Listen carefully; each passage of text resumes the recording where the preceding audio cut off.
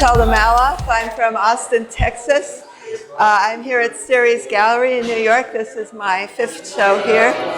In my long career as an artist, I've worked in a lot of media: oil, watercolor, ceramics. In the 1980s, I had a period of working intensively in Aquatint. And in the past 20 years, I have worked exclusively in digital painting. So recently I was looking at some of my old Aquatints, and even though they look very different from my current work, I was struck by some undercurrents of similarities. And I thought it would be interesting to show them together, and I'm happy with how it turned out. I think they interact really well.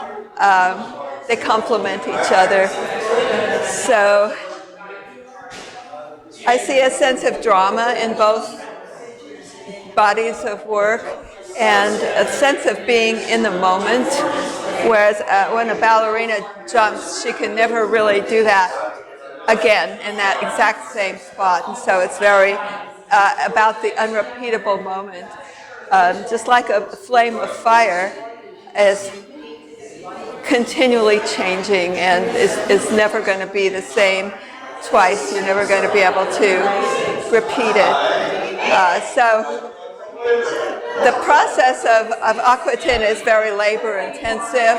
It involves taking a metal plate and sinking it into acid, successive acid baths as you do layer upon layer, and that's how you get these gradations. And so it's very labor intensive and conducive to sinking in the moment.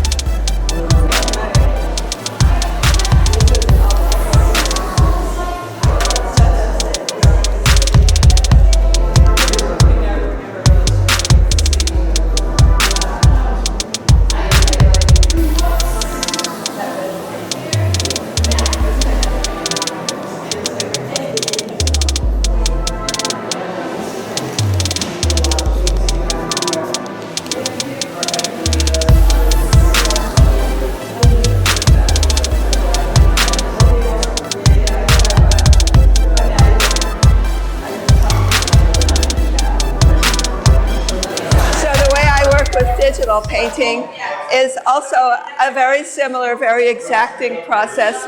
I work in layers with digital painting. I use maybe 8 to 12 layers for each artwork. But what makes it different from Aquatint or other media is that you can go back and rework a lower layer. With Aquatint or almost any other natural media, you let it dry and then you can put another transparent layer on top of it. But you can't go back and work on the lower layer. So that's something that makes this medium of digital art very interesting to me. And I think it makes me a better artist because it lets me make very tight, powerful compositions. Another thing about the digital medium is you can mix the look of virtual media, which gives some really interesting effects. Like maybe this looks like pen and ink. This might look like a glaze, acrylic glaze. This looks like airbrush. This looks like you took a dry stick and scratched into it. And so you can get a lot of really interesting effects that way by combining virtual media. So I'm in love with this medium. A couple of years ago, I gave away my oil paints and other natural media to concentrate exclusively on digital.